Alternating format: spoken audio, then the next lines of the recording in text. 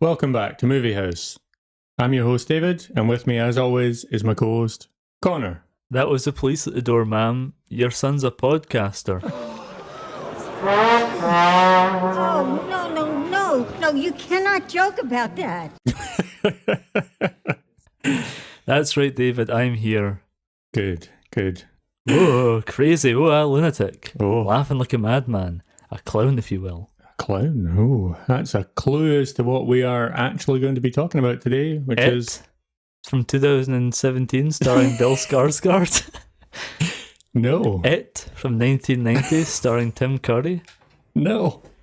It, Chapter 2, from 2019, starring James McAvoy. No, but that's the same year. What came out? Is it Killjoy, from 1993? Could be. Is it Terrifier 2, from 2022?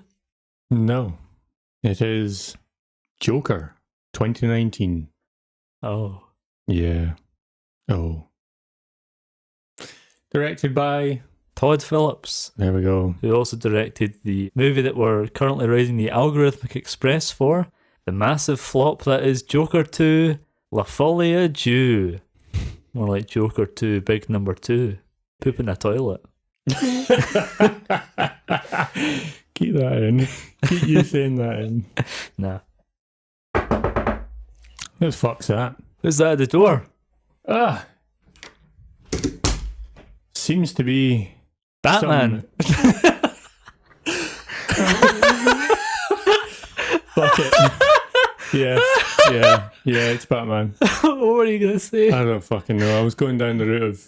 I was improvising here. I was going down the route of some mental hospital people going to... That's a better bit than...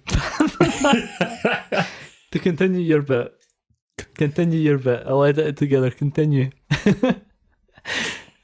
Oh, it seems to be some people in white jackets here with a street coat for you, dragging you away. Connor, kicking and fucking screaming. Screaming and laughing like I'm the Joker or some crazy fool. Aye, something like that. Well, David, they're dragging me away to a recap, I think. Oh, we're dragging the audience away for a recap. Dragging me to a padded recap room. Well, you see, Arthur Fleck is a man who lives in Gotham. Mm-hmm. He has an illness, a mental illness that makes him laugh, even when things aren't funny. Especially so, I think.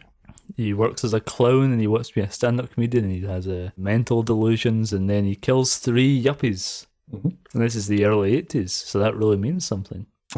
He kills Patrick Bateman, Michael Douglas from Wall Street, and Leonardo DiCaprio from The Wolf of Wall Street, who we'll come back to later on. Mm. Wouldn't you know it, it all blows up in his face and puts clown makeup on him and then he ends up on The Murray Franklin Show, hosted by Robert De Niro, old taxi driver himself. Oh, that old guy. Meet the little fuckers. I think I've contracted the Joker's illness. I think you might have. He gets invited on the Murray Franklin Show because a clip of him doing failing at doing stand-up goes 1981 equivalent of viral. Mm-hmm. And by that I mean it was shown on the television. Oofed. Murray Franklin, played by Robert De Niro, is a late-night talk show host, invites Arthur Fleck like in Bug's Life. You know what? I don't even need to distract you anymore. You distract yourself. I think I've actually gone crazy. I think I've actually lost it. I've actually snapped. Robert De Niro gets shot in the face. Joaquin Phoenix shoots Robert De Niro in the face. Mm-hmm. Arthur Fleck shoots Murray Franklin in the face. Mm-hmm. And he does a big smile. And then he goes mad. He's mad like the Joker. Famous Batman villain. And also the riot that is incited by this incident causes Thomas Wayne and unnamed in this film wife to be gunned down in Crime Alley. Mm-hmm. Implying that little Bruce Wayne will become the Batman and that he was created by the Joker or whatever. Yeah. And that's the end of the movie Joker 2019. Yeah. So let's run with that, I suppose. That's the recap that this movie deserves. And you know Yeah. what, David? You get what you fucking deserve. David, you hadn't seen the movie Joker 2019. No. Today, when we watched it together, because it's not on any streaming services, And we had to rent it. we had to pay money, £3.50. £3.50 to rent Joker. Oh, God. But you didn't see the movie when it came out and it was a massive cultural phenomenon. I did. Mm-hmm. In fact, I saw it opening weekend. I feel like he did. This is a story I wanted to tell you, but I wanted to do it on microphone. Mm-hmm. At the end, David, it's 2019. It's a dark era for the world and for me personally, especially. Yes. You know what I was going to. Uh-huh. What do you think happened at the end of the movie Joker in the cinema? The entire cinema booed? David, the entire cinema gave the movie a standing ovation, myself included. A standing ovation? I was part of a standing ovation for the movie Joker 2019. Do you regret your life choices that led you to that standing ovation? I host 2 podcasts with you. I regret every choice I've ever made. Yeah, it's definitely fair. Oh, of course I do. I gave this movie 5 full stars on Letterboxd.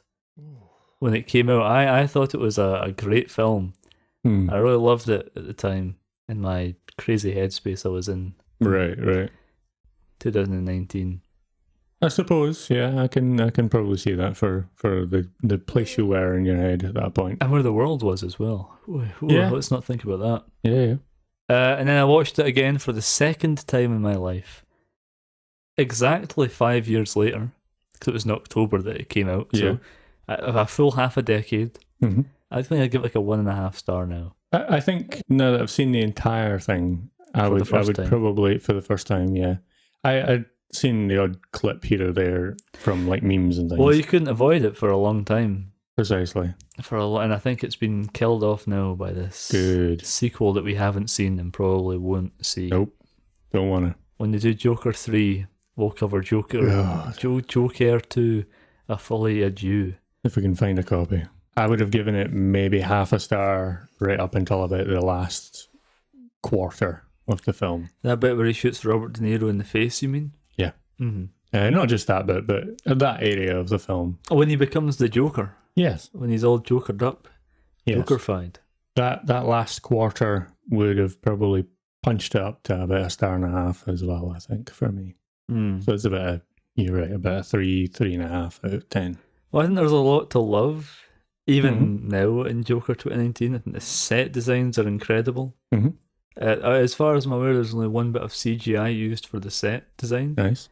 And that's, when you see Arkham Asylum, Mm-hmm.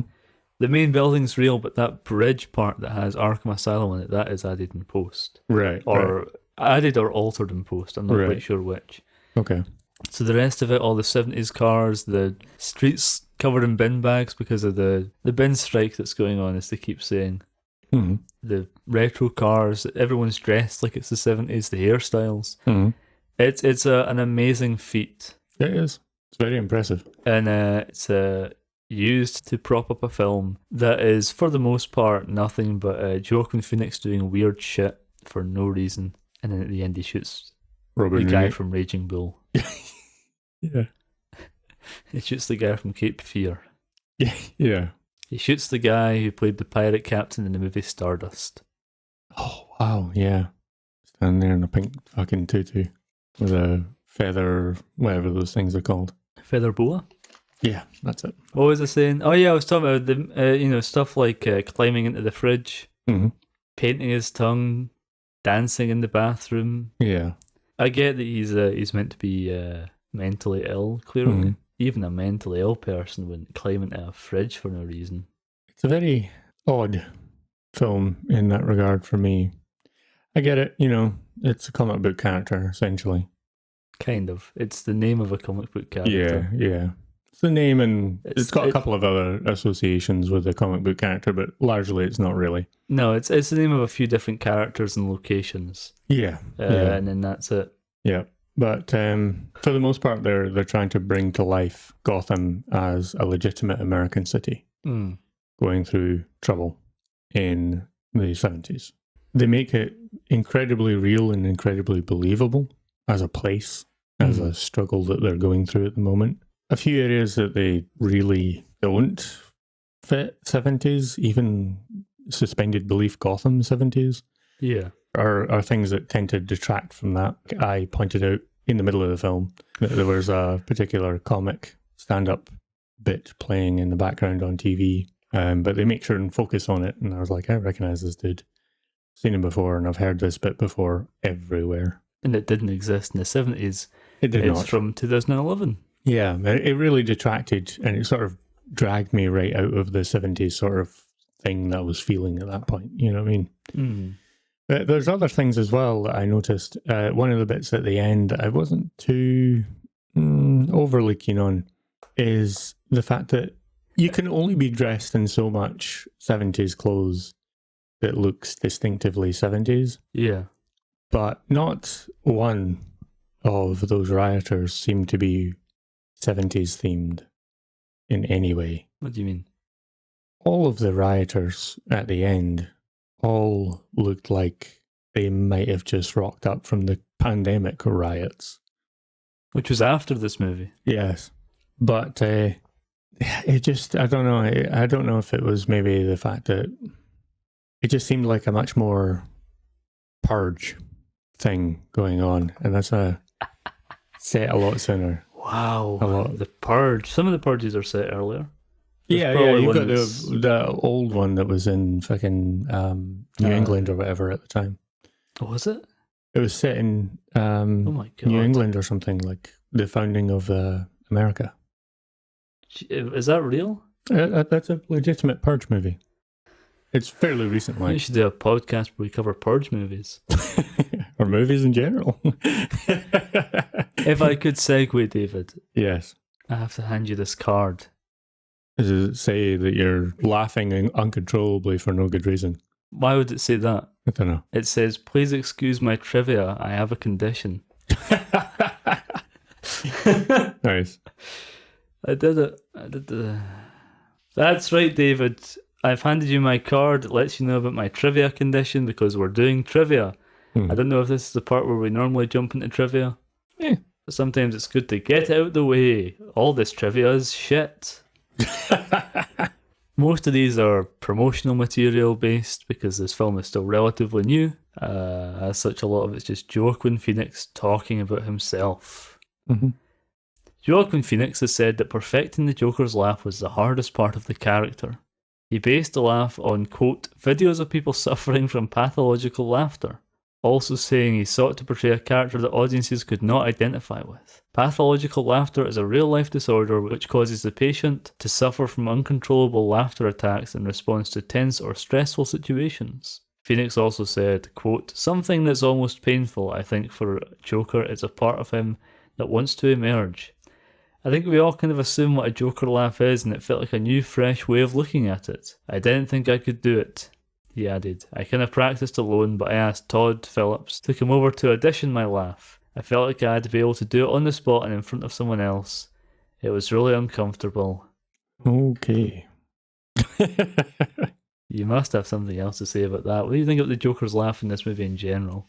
The first time I heard it was the first proper time I actually heard that laugh. Really? Because I didn't actually hear it with any of the memes or anything. So I usually scroll through like Instagram or whatever with the sound off. So yeah, I would just flick through things and pass them. So I would see a lot, but I wouldn't really hear a lot. Yeah. So that was the first time hearing that. And I thought it was weird. But I think it was good weird in the fact that it felt like one of the more actually crazy kind of things about that entire Joker experience. Yeah, more authentic. It did, yeah. It seemed a lot more authentic. It seemed like the most normal, crazy part about him. I don't know, it's a weird way of saying it. Like the most realistic thing that someone would do who had a mental illness. Yes. Or multiple mental illnesses. Apparently so. Yeah, the rest of his mental illness sort of experiences seem almost made up for film. It's weird. Yeah, a lot of that, which we'll get into, was improvised. Right.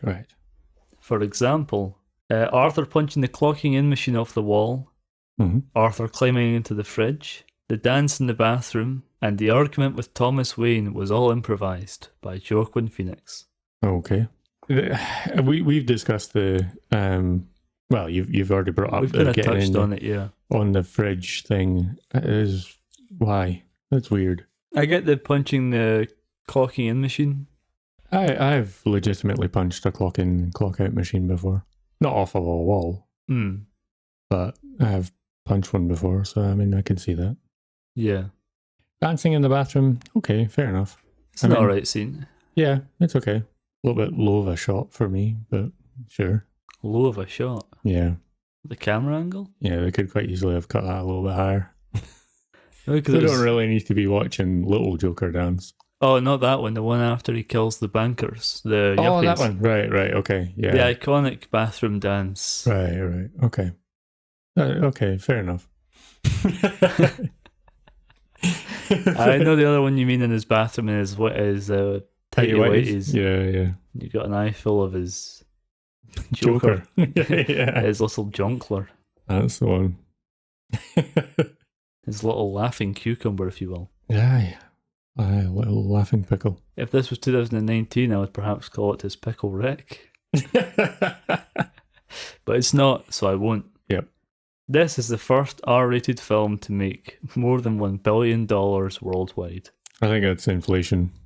There's no fucking way. Well, no, it made $1 billion in 2019. No, I know, but I mean... Oh, right. I get inflation. I don't know, you'd be surprised how little films used to make.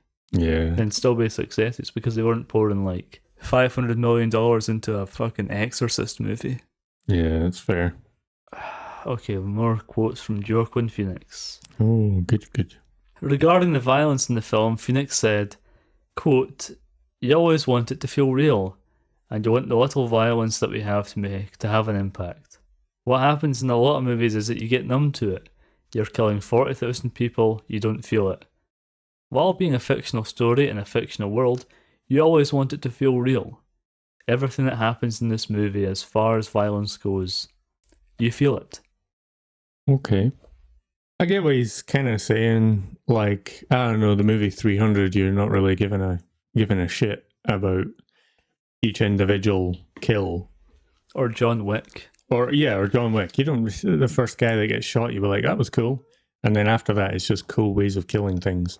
When John Wick walks into a room and he's got a gun with 7 bullets and he kills 8 people with it, you know? Yeah. And I get that.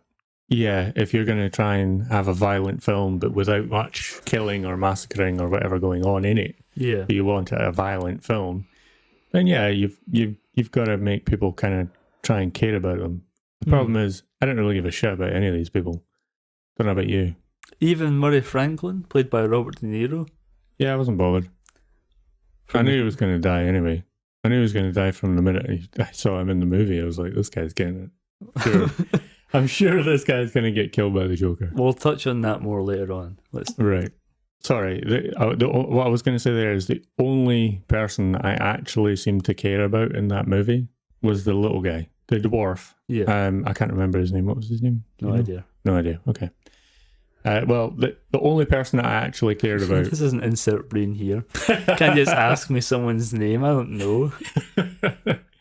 The only person I actually cared about whether or not they lived or died in that entire movie was the dwarf. Yeah.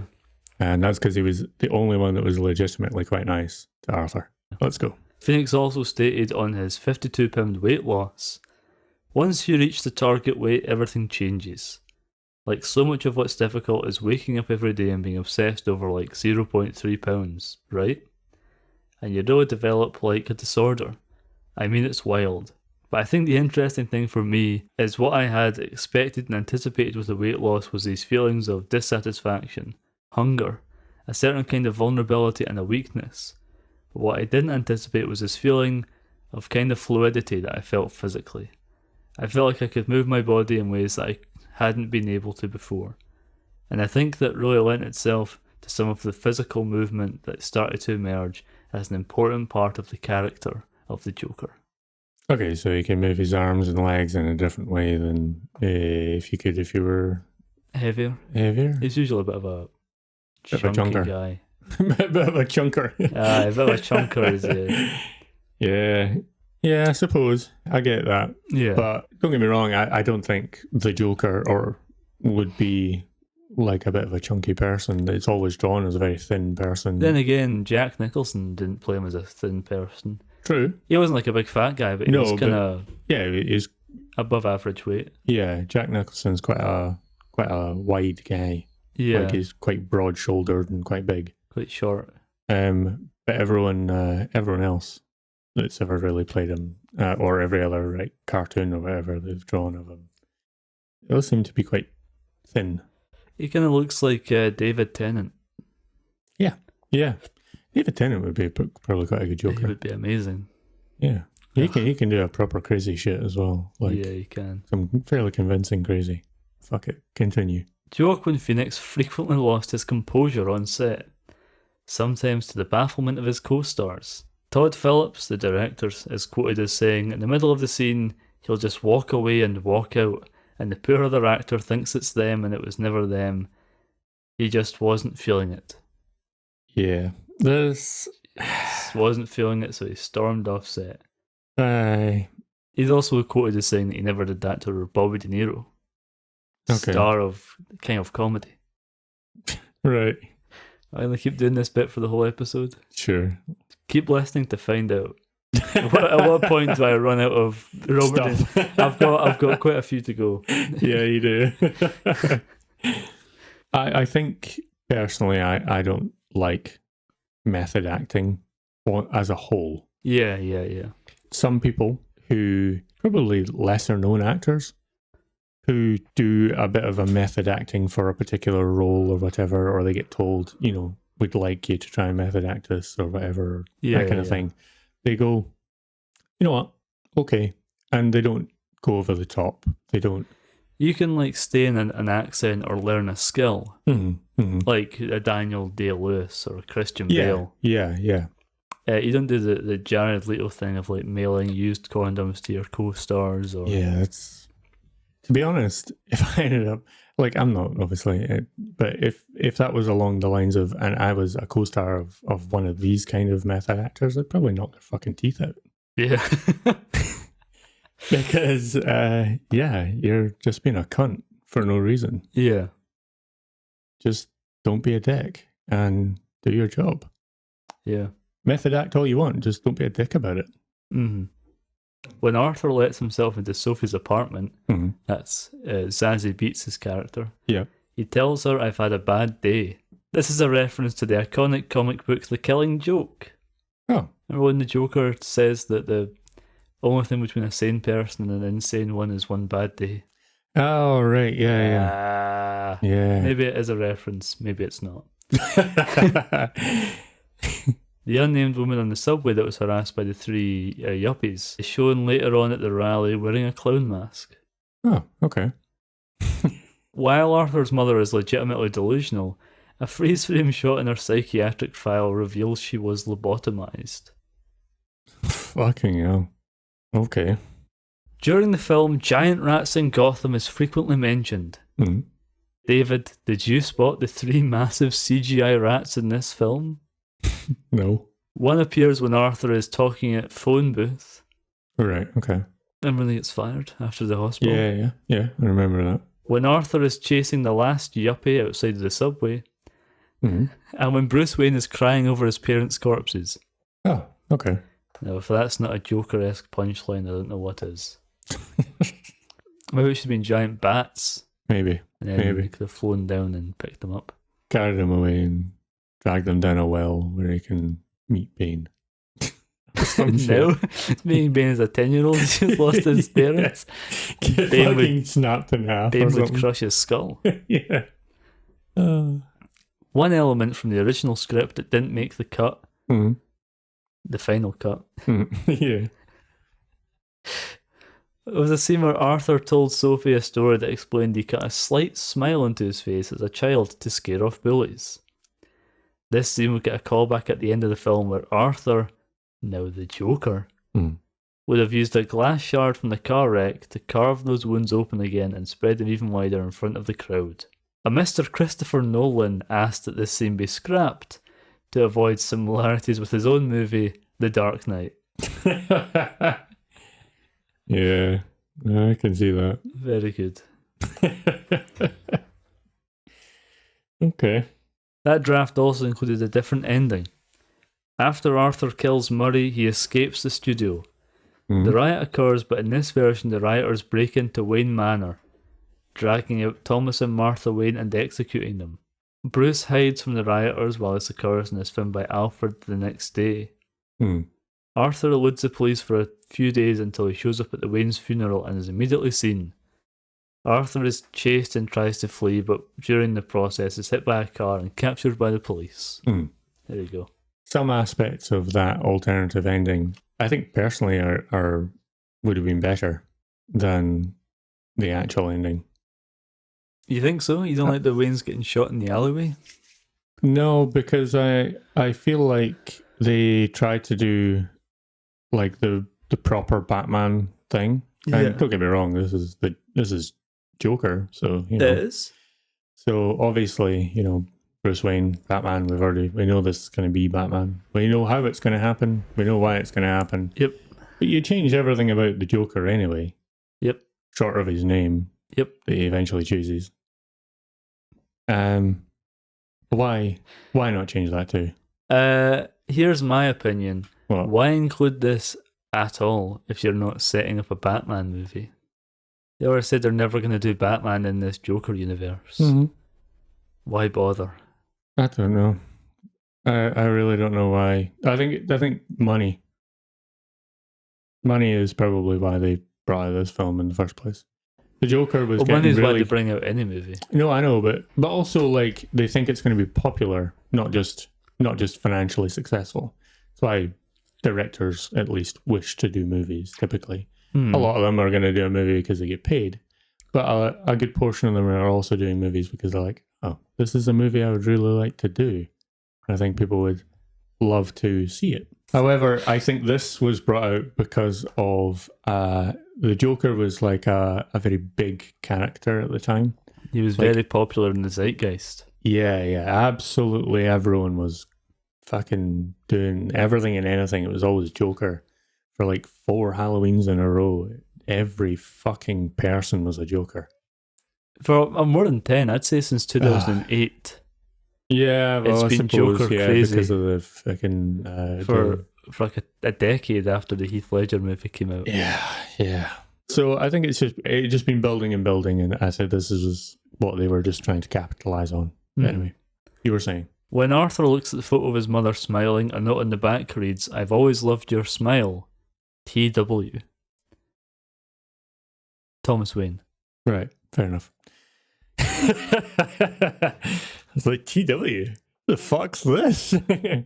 During the scene where Joker appears on the Murray Franklin show, he walks up and kisses Dr. Sally. This is a reference to a similar scene in 1986's The Dark Knight Returns. Yeah, I noticed that one. Joker's red suit seen in the movie pays tribute to the King of Comedy starring Robert De Niro.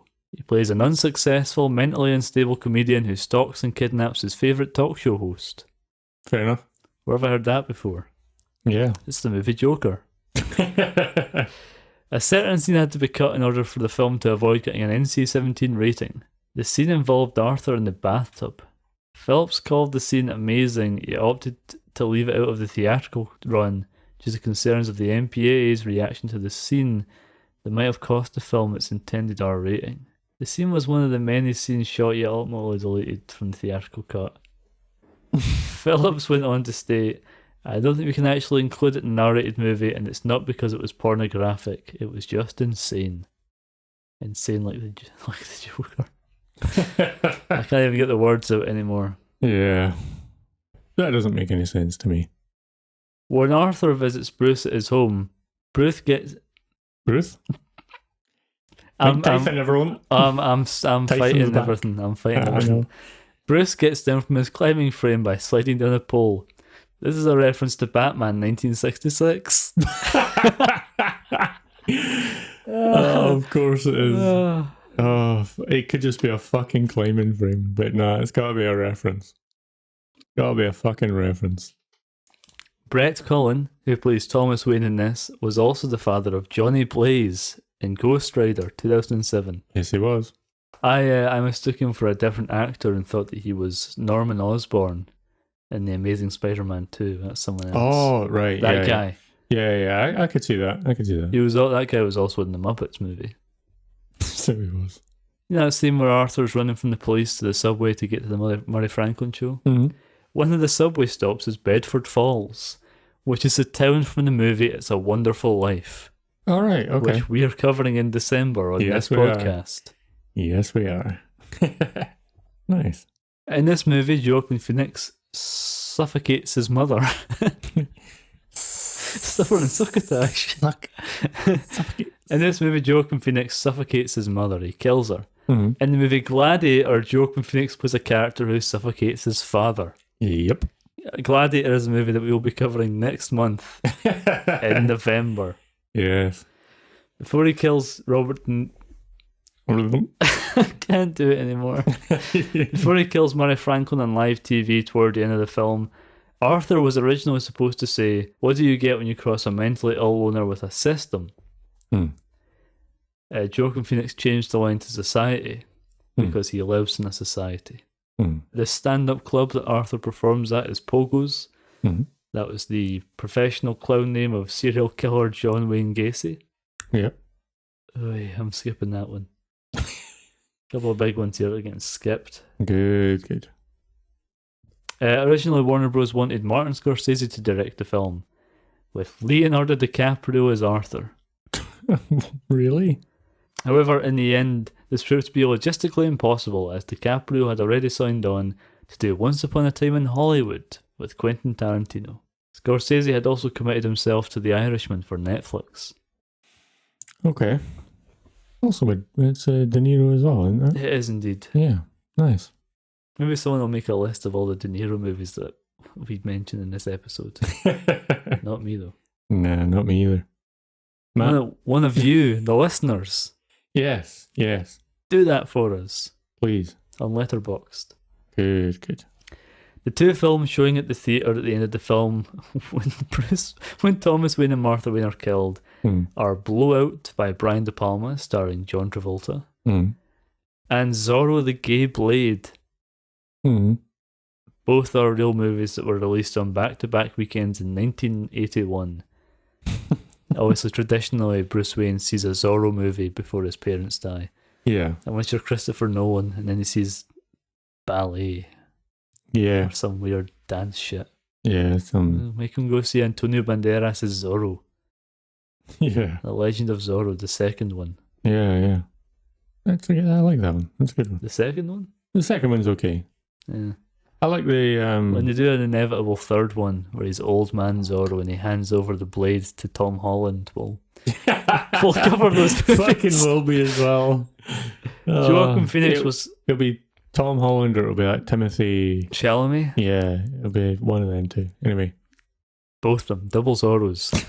They had twins. Zorroses. I think that's a disease. Probably. Joaquin Phoenix was at one point considered to play Batman in Darren Aronofsky's cancelled Batman Year One. Can you imagine that? Joaquin Phoenix in the Batman couple? No, I really can't. The film is Joaquin Phoenix's fourth Oscar nomination and his first ever win. He won an Oscar for that? Best Actor. Okay. What else came out in 2019? Once Upon a Time in Hollywood, The Irishman. I don't know what else. Let's see what else was nominated. Let's waste more time. Good. The nominees were Christian Bale for Vice, Viggo Mortensen for Green Book, Rami Malek for Bohemian Rhapsody. Remember he played Eddie Murphy? Eddie Murphy, that's the one. Remember when he blackfaced as Eddie Murphy? I can't believe they nominated him.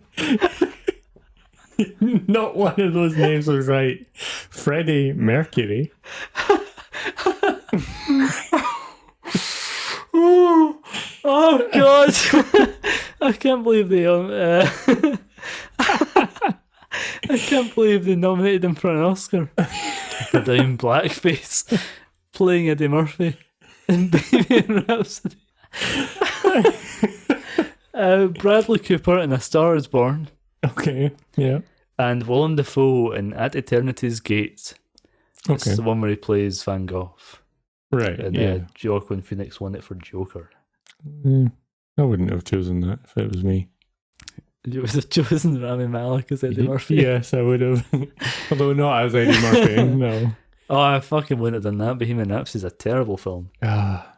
He is the second actor to win for playing the Joker, with the first being Heath Ledger. Mm-hmm. This is only the second time in Oscars history that two actors have won for playing the same part. Fun fact, the other part was Marlon Brando in The Godfather and Robert De Niro in The Godfather Part 2. All right, nice. There's another one. The scene at Arkham Asylum where Arthur is in the elevator with a crazy person on a gurney is a reference to Batman Arkham Asylum, the video game. Yeah. Jared Leto, who played the character in Suicide Squad, said he felt alienated and upset when Warner Bros. Greenlit Todd Phillips' Joker movie. I believe at one point this was meant to be a Jared Leto-led Joker solo movie set in the DCEU. Oh, okay. And Suicide Squad came out and people reacted negatively to his performance and they moved away from that. I think personally anyway, for me, it was a case of, it wasn't specifically his performance as the Joker. It wasn't dreadful, it wasn't great, but it wasn't dreadful. I thought it was dreadful. Okay, for me, I didn't think it was dreadful. I just thought it was a case of, once I heard about all the behind the scenes shit, I was like, well, you're just being a cunt, so no. Mm-hmm. Flip over that card for me, David. I think it says, please return my trivia card. The trivia is finished. There you go, mate. Thank you. Joker! Yes. Joker. David, I'd like to take the time now to talk to you about a little movie called Joker 2 La Folie Deux. Oh, God. I have taken a break just now to look up certain plot elements of Folie Deux that have trickled down to my ears. Oh, God. Okay. It's mostly a courtroom drama and musical. What? It establishes that Arthur Fleck and the Joker are two separate split personalities living in the one person. I didn't get that out of the Joker. Nope. There's a scene in which he becomes the Joker again, much to the chagrin of the guards at Arkham Asylum, and a trigger warning for sexual assault. He is dragged into the showers by the guards and they gang molest him. What the fuck? It's implied that they molest the Joker out of him, and he doesn't want to be the Joker anymore. And so Lady Gaga, who's his kind of girlfriend character, doesn't want to be with him anymore. And then at the end of the movie, spoilers, he is stabbed to death by another inmate. And the other inmate, David, he takes that knife that he killed Arthur Fleck with, and he carves a smile into his face, implying that it is Heath Ledger's Joker from The Dark Knight. You know what? I'm really glad we're not watching that. Wait until they do Joker 3. No. I'll find a way. I will quit this podcast. You wouldn't dare. I'd quit every podcast. You couldn't do that. You love Insert Brain Ear too much. Yeah. And you love Movie House. Yeah, I do. So you couldn't quit. I will one day, years from now, find a reason for us to cover Joker 2, La Folie Deux. You'll cover it alone. I'll Clockwork Orange style tie you down and peel your eyelids back and make you watch the whole thing. Where I will become the Joker, apparently. You'll be screaming like Malcolm McDowell. You'll be going, Lady Gaga didn't do anything wrong, and there's no reason to besmirch her beautiful music with this filth. Fucking Jesus. Anyway, David, now that we've done that little bit of housekeeping, taking care of some plot points from Joker 2 La Folie Deux. Alright, why don't we go to another segment? This is a segment called Letters in the Boxed. Okay. This is a new segment in Movie House where I highlight a couple of letterboxed reviews for the film we're talking about and I read them aloud. Okay, yeah. It's just another way to steal content. Joao says, if you've never swam in the ocean, then of course a pool seems deep. 1 star. Wow. Lucy writes, Yeah. rancid and vile, a rotting carcass, has no true direction and nothing interesting to say. For a comic book movie, it's a nightmare, and as a real film, it's a joke. It would be different if it had a clear drive behind it. Demented as he is, even someone like Lars von Trier has a unique style, for better or worse. But this thing is a hollow shell. To me, it means nothing and is nothing, and I couldn't care less. And that was 1/2 star. Yeah. Oh, wow. I didn't even know you could do 1/2 star. Yeah, you do 1/2 stars and full stars. Right. Anya Jane writes, King back Vine comp. What? King back Vine comp. You remember King back? Vaguely. Remember that guy? It was like, you can have some of your ice cream. And he'd be like, only a spoonful. And he pulls out the giant spoon. Oh, that guy. That's King back. Right. Vine was a TikTok before TikTok. Yeah. And also before Musical.ly. Remember that? Yeah, yeah. Yeah, and comp is compilation. Yeah, yeah. King back Vine comp. Okay. That's 2 stars. This is from Sarah Clements, who Mhm. writes, what if they remade Joker, but it's about 18th century French lesbians directed by Celine Sciamma? Sciamma? Sciamma? Sciamma. Called Portrait of a Lady on Fire in cinemas December 6th. So that was another film that came out in 2019. Right, right. That one's actually really good. I Yeah. love Portrait of a Lady on Fire. Yeah. And that one's definitely better than the Joker. Well, when they do Portrait of a Lady on Fire 2, we'll cover it in this podcast. Oh, fucking right, we will. That's the end of Letters in a Boxed, or whatever I called it. What do you think of that segment, David? Do you like that? Yeah, I like that. I thought it was good to hear what other people thought about it as well. Mm. And the general consensus that I'm not wrong, the Joker is shit. Oh, there were a lot of ones. I can bring up some 5-star ones if you want. Oh god, go for it. Why not? Let's hear the piss that drivel that someone said. I'll have to. Don't bring up your own one. Bring up someone else's. I've never. Didn't you leave a 5-star for this? I gave it 5 stars, but I didn't write a review. Good, good. I've logged the film twice. Once is 5 stars, and once is 1.5. Right, good, good. Adam Bolt writes 5 stars. I liked it when he climbed in the fridge. We specifically did not like when he climbed in the fridge. Yeah. Maybe that's why we didn't like the film. The whole film and liking the film is clinched on whether or not we enjoyed him getting in the fridge. Seems that way. Connor Eats Pants, this isn't my account, gives 4 stars and writes, I'm the Joker. Oh, he. Why so serious? It's not even a quote from this. No, it's not. Did you watch the correct Joker? Maybe not. I think I pointed out when we were watching it. I paused that and went, there's no fucking way he got out that fridge. And I screamed at you. Yeah, for pausing it. I was like, we've been watching this movie for 3 days. Yeah. Why are you pausing this? But the point is, that's an old Smeg fridge. They don't have, or they certainly didn't have, a safety on the inside of the fridge to let you back out. Yeah. And short of like cutting the fucking hinges off from the inside, you're not getting out of that fridge unless someone undoes that catch. Yeah. You're not going to be able to get the strength to be able to push that door open while the catch is locked.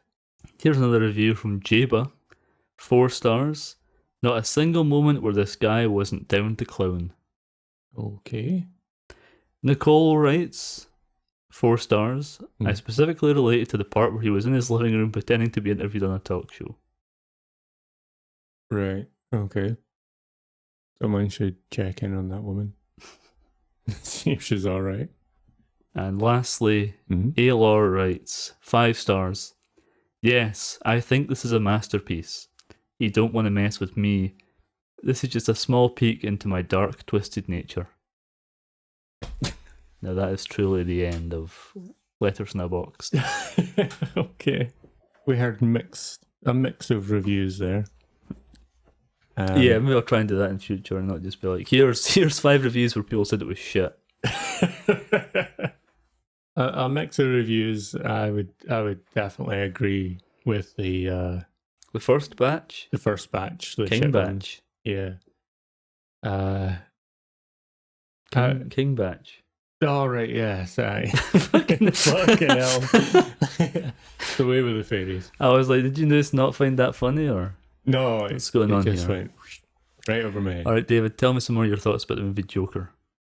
That's a fucking long set of stairs when he's dancing down the staircase and running away from the police. Oh yeah, that's a real staircase as well. Yeah. In a real location. It's People visited it for the last 5 years and took photos and videos of himself dancing on it, like the course. Joker. Of course. Actually, I remember before this film came out, Mm-hmm. footage leaked of that scene being filmed because people live in those buildings and through the staircase. Right. People were leaning out with their phones and recording Joaquin Phoenix's Joker dancing down the stairs. Right. Okay. I didn't see any of that. There was a lot of leaked stuff. There's a lot of stuff of him like running through the streets dressed as the Joker, that chase sequence. That was most of what got leaked. I saw some of that. I think the script leaked at one point as well. Very good. Apparently those stairs are in Joker 2, La Folie, Le Deux. There was promise in the trailers of a double kick. You know, Joker does his big kicks? Yeah. That he and Lady Gaga are going to do a big double kick. Mm-hmm. That is not in the film. Okay. I'll tell you what else isn't in Joker 2, seeing as you've got no more thoughts about Joker 1. Sure. Batman, or Bruce Wayne, or any mention of the Waynes being killed in those riots. It's just never brought up. Yeah. It does feel like in Joker 2019 that it's just sort of like tacked on almost. It feels As an like addendum. Warner Brothers were like, well, you need to put this scene in. Yeah. What's with the guy who's got no reason? So he's killing Bruce Wayne's father, right? Mm-hmm. And he's killing the mother because he's like, fuck you and fuck your wife, okay? Because she's like, I don't like you. I don't like what you're trying to do. Deluded, whatever person, right? You get what you fucking deserve. Yeah. Why the fuck does he grab her pearl necklace? Because that's what happens in the comic books. Yes. The pearl necklace breaks and falls to the ground. Precisely. Because in the comic books and in Batman 89 and in The Dark Knight and in Batman v Superman and every other fucking verse of this, Batman Forever. He's getting robbed. Yes. Yes. It reminds me of the scene in Teen Titans Go, the movie. Yes. where they put pearls on Martha for her to be murdered because it has to match. Yeah. I saw that. That's That about is the level fucking of joke of that's the level of my madness. Apparently, I've lost it. I had something I was going to say there. That's what the level of interaction with the lore of Batman that this film has. Less than Teen Titans Go to the movies. Yeah. God, that's something. Harvey Dent appears in Joker 2. All right. You know, Two-Face. Yeah. He gets a small scratch on like a bit of his face on one side, and that's him becoming Two-Face. Fucking scratch. Yeah, like someone claws at him with their fingernails, I believe. Wasn't it acid? Well, yeah, it's not someone's nails in the fucking comics Yeah. or in the Batman Forever or the Dark Knight Or any of them. or Except from the this one. Arkham games. Yeah. He does get scratched in the face in the Arkham games, but it's on the other side. Right. Catwoman Right. in the courthouse in Arkham City. Yeah. I just feel like this Joker spin-off movie double is completely unnecessary. No one asked for it, really. Yeah. Clearly, a good portion of people are really not enjoying it. One thing I really hope, and this is the last I'll say on Joker 2 La Folie Deux and its financial failure at the box office. I really hope that the failure of this film doesn't cause DC and Warner Brothers to move away from making standalone DC films. Because obviously they're doing their DC universe now with James Gunn's Superman, which comes out next year, and they'll have like a Supergirl and a Krypto and a Batman, or like a whole thing. There's going to be a Green Lantern with Josh Brolin. But they're also doing Robert Pattinson's Batman, a sequel to that, The Batman Part 2. Yep. And I really hope they haven't started filming that yet. Mm. I really hope they're not like, well, that's getting cancelled because these standalone darker creator movies obviously don't make money. Which is bollocks. We just don't want a fucking courthouse musical about it. Or a Joker movie. Yeah, and I don't want to see another fucking Joker film. I don't even want to see the Joker again for 10 years. Yeah. I don't want the Barry Keoghan one in the Batman. Mm. I don't want whatever they're going to do in the DC cinematic universe. Just have a break. Yeah. It also needs a break because unless someone decides that they're going to take the Joker not seriously in their acting role, Yeah. then someone on set's just going to get fucking hurt. Aye. I would love to see someone come in and do the Arkham Asylum Killing Joke comic book version. Like the Arkham Asylum game. Yeah, yeah. Basically the Mark Hamill Joker in live action. Like a proper version of that character. Yeah. I don't think that'll happen. I'm hoping because this James Gunn universe, that's very comic booky. All right, Like it's very bright colours and it's the opposite of Dark Knight. Joker. Joker. Yeah. I don't want to see any more edgy incel Jokers with scars in their faces or whatever the fuck this movie was. Yeah. One of the things that I noticed, as I'm sure pretty much everyone else would have noticed watching the Joker 2019, is that... it's just Joker, by the way. Oh, yeah. It's There's Joker no the... 2019. Yeah.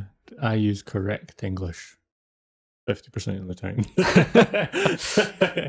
And that's within the 50%. I think it's actually correct English to say the title as written.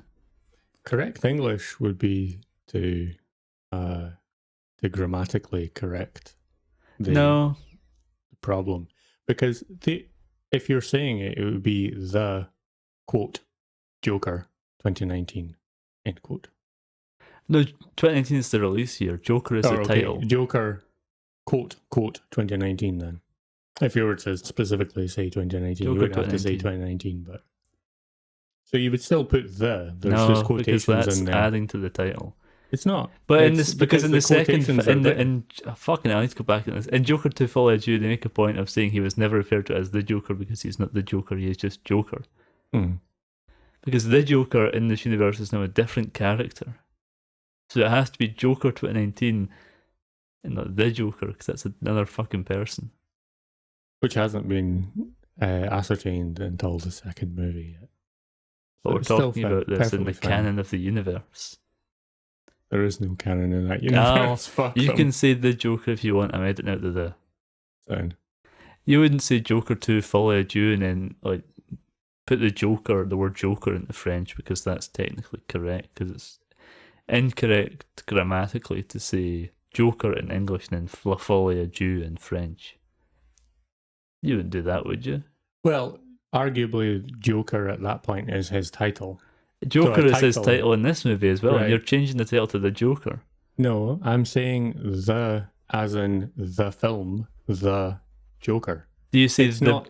Hold on, the title of the film. Quote, wait, Joker. When you refer to Batman 1989, do you call it the Batman 1989 or do you call it Batman 1989?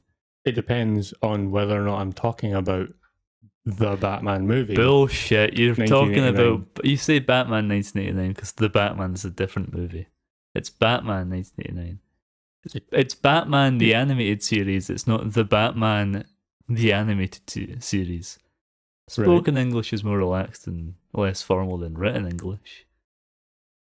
This is all staying in, by the way, every single syllable. We've got nothing else to add, so yeah. What was your point going to be about the movie Joker 2019? I fucking forgot it. You wouldn't say the Batman forever. The Batman and the Robin.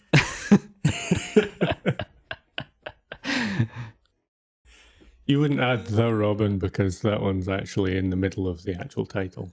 Mm-hmm. See, the is but both the Dark Knight and Dark Knight are acceptable. Right. You can drop the and say it in a less formal manner. It's still acceptable. What is your thought about Joker 2019 starring the Joaquin Phoenix? Joker Quinn Phoenix? Joker Quinn Phoenix. That's the one. Where the fuck was I going with this? I don't know. All I heard of you was the Joker 2019. So, obviously, in Joker 2019, Yes. as I would imagine pretty much everyone noticed the fact that there is quite a lot of liberal sort of siding. When It's a very left-leaning film in terms of the message that it's that is trying to make and not really be making. Yeah. It swims around the idea of making a point about mental health issues and funds being cut. Yeah. And all that. And wage inequality and stuff. Yeah. But what doesn't really make much sense is other than... So there's one point, obviously, or a couple of points where they bring up about the fact that there's been men on strike. Right, or trash collector. They bring that up throughout, whatever. yeah. They bring that up all the time. That's correct.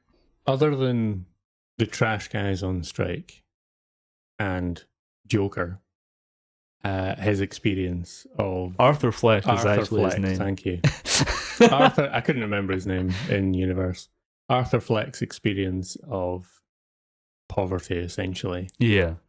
Pretty much everyone else seems alright. Although that woman, it's implied that she gets fired. The woman that he goes to speak to, there's that. Yeah. She says... At least let go anyway. Yeah, the funds are being cut, so I don't know, maybe she's getting moved to a different department, but most likely is being... Let go. Because she says you don't care about us. Yeah. I don't think... There's the young ruffian kids who steal the sign. Yeah, they're but they could just be doing that for entertainment. No, they're vagrants. They're dressed like vagrants. They're street roughs.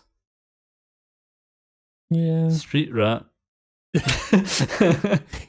not going to segue into Aladdin now, are we? Whenever they release that Aladdin 2 live action movie, we'll do the animated original and the live action one. Right. Nice. I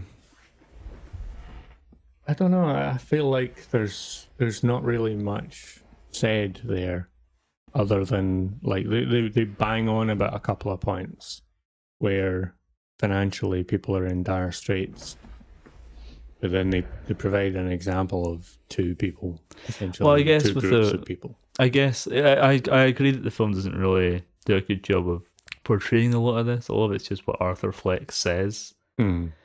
But I guess the riots at the end show that there is actually issues of wage inequality in universe, because those rioters are upset about a lot of stuff. And you can see the woman on the subway train who gets harassed by the three yuppies, the three rich guys. Commuting in the subway is just a thing. Yeah, but So I mean, you don't have to be poor to be commuting I'm in not the saying subway. that she's poor, but her being harangued by the rich is sort of like a representation. Oh, yeah, it is. But that's just... I don't know. It doesn't... It's a poor representation. It's a very, very as I poor say, representation. It floats around the idea of talking about these things without actually really saying anything about them. Yeah.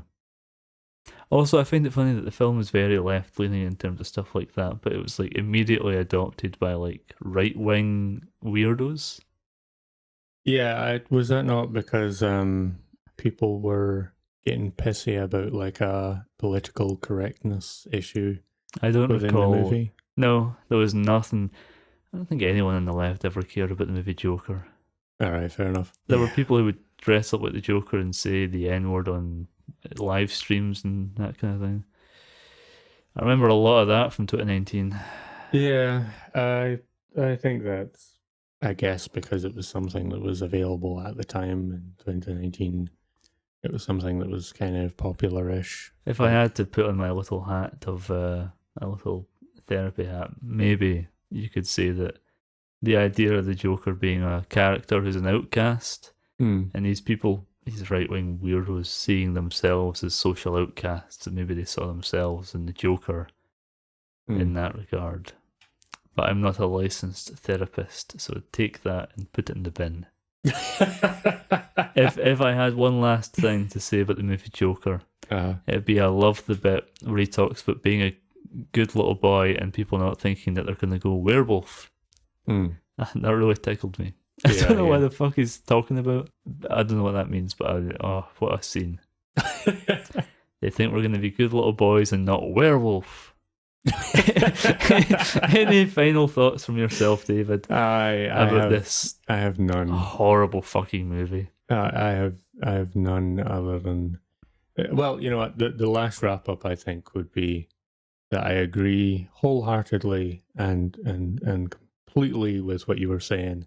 I pray that this Joker and the Joker 2 Jollia fucking whatever. La Folie à Deux. Aye, that bullshit do not remotely affect the DC universe. Yeah, especially and the funding for or the go ahead decision. I think it's confirmed to go ahead. It's just like getting Matt Reeves and Robert Pattinson especially free to film it. Right. I think maybe they started filming it. I know it's meant to come out in like 2026. Right. Okay. Well, hopefully it doesn't affect it adversely in any way, shape, or form, and hopefully whenever the hell they decide to dredge out the Joker again as a character, I really hope it affects absolutely nothing about the character, short of don't do this. Aye, God. I really hope that if we do see him in the James Gunn DC universe, I love to see David Tennant. Now we mentioned that earlier on. Yeah, I think that would be good. If they go for an older Joker, I think Alan Cumming. Right. I think Alan Cumming could really do an interesting portrayal of the Joker. Yeah. Someone like that, you know? Yeah. Someone who can do something a bit fun. Yeah. Like a proper fun, theatrical, over the top, animated performance. Kind of what the Joker is. All. There's a bit of a darkness to him, and he does some things that are about ooh, but he's not going to go werewolf or any of this weird shit. Yeah. He's not going to cut a smile into his face. Yeah. He's not an edgelord. Aye, exactly. Anyway, I think that's about everything for that. That's all we have to say. Yeah. Time to wrap it up. This has been Movie House. I have been your host, David, and with me, as always, has been my co-host, Connor. And remember, that's podcast. I've been Connor. Yeah. Yes, you have. All right. That was a reference to Robert De Niro's frequently repeated line, "That's life," because at the end of the Murray Franklin show, he says, "That's life," and then they play the song by Frank Sinatra. Correct. And then when Arthur Fleck, the Joker, shoots him in the face, one of the bits of him that we actually both liked is after he shot and killed him, he goes up to the camera, and just before it cuts out, he goes to say, "That's life." Yeah. Ugh. Maybe this was a 5-star movie after all. No, it wasn't. No, it's not. No. We'll be back in 2 weeks' time to talk about the movie Terrifier from 2016. Correct. A little Halloween treat. Yep. Or a trick. Yeah. Check out our Instagram, Movie House Podcast. That's all from us. Smell you later? We don't say that here. No, we don't. Good night. Good night. Goodbye. Ta. Good luck. Good fry. That's a classic. That's a little throwback from Insert Brain here. Yes.